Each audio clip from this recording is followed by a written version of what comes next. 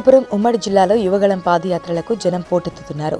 యువగళం పాదయాత్రలో తనను కలిసేందుకు వచ్చిన జనంతో మమేకమవుతూ వారి సమస్యల పట్ల తెలుగుదేశం పార్టీ జాతీయ ప్రధాన కార్యదర్శి నారా లోకేష్ సానుకూలంగా స్పందిస్తూ వారికి భరోసా కల్పిస్తున్నారు. తాడిపత్రి నియోజకవర్గం పి కొట్టాలపల్లి గ్రామంలో రైతులు లోకేష్ను కలిసి తమ సమస్యలు విన్నవించారు. టీడీపీ అధికారంలోకి రాగానే టీడీపీ హయాంలో అమలు చేసిన రైతు సంక్షేమ పథకాలు అన్నింటినీ పునరుద్ధరిస్తామని తెలుగుదేశం పార్టీ జాతీయ ప్రధాన కార్యదర్శి నారా లోకేష్ హామీ ఇచ్చారు. రైతులను అన్ని విధాలా ఆదుకుంటామని లోకేష్ భరోసా ఇచ్చారు.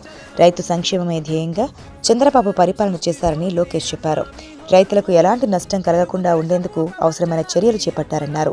4 ఏళ్ల జగన్ పాలనలో రైతు వ్యతిరేక విధానాలు పాటిస్తూ పరిపాలన చేస్తుందని నారా లోకేష్ విమర్శించారు. వైసీపీ అధికారంలోకి వచ్చాక వ్యవసాయ రంగం సంక్షోభంలో కూరుకుపోయిందని లోకేష్ ఆవేదన వ్యక్తం చేశారు.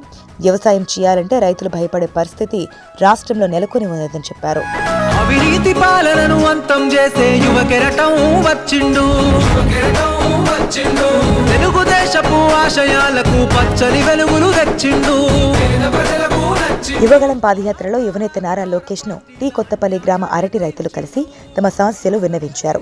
వారి సమస్యలపై యువనేత లోకేష్ సానుకూలంగా స్పందించారు. టీడీపీ అధికారంలోకి రాగానే అరటి రైతులతో గతంలో ఇచ్చిన సబ్సిడీలను అందిస్తామని వెల్లడించారు. రైతులకు బోరాన్, జింక్, జిప్సం వంటి రసాయనాలు సబ్సిడీపై అందిస్తామన్నారు. టీడీపీ హయాంలో ప్రత్యేక రైతు బడ్జెట్ ప్రవేశపెట్టి వ్యవసాయ రంగానికి అత్యధిక ప్రాధాన్యత ఇచ్చినట్లు తెలిపారు. అరటి సాగు చేసుకున్న రైతులకు 5 ఎకరాల వరకు సబ్సిడీ అందించినట్లు చెప్పారు. నష్టపోయిన అరటి రైతులకు టీడీపీ హయాంలో హెక్టారుకు 12,000 రూపాయల సాయం అందిస్తే వైసీపీ ప్రభుత్వం దానిని 10,000 రూపాయలకు కుదించిందన్నారు. అసెంబ్లీలో చంద్రబాబు నిలదీసే వరకు పంటల బీమా ప్రీమియంను జగన్ సర్కార్ చెల్లించలేదని నారా లోకేష్ అన్నారు.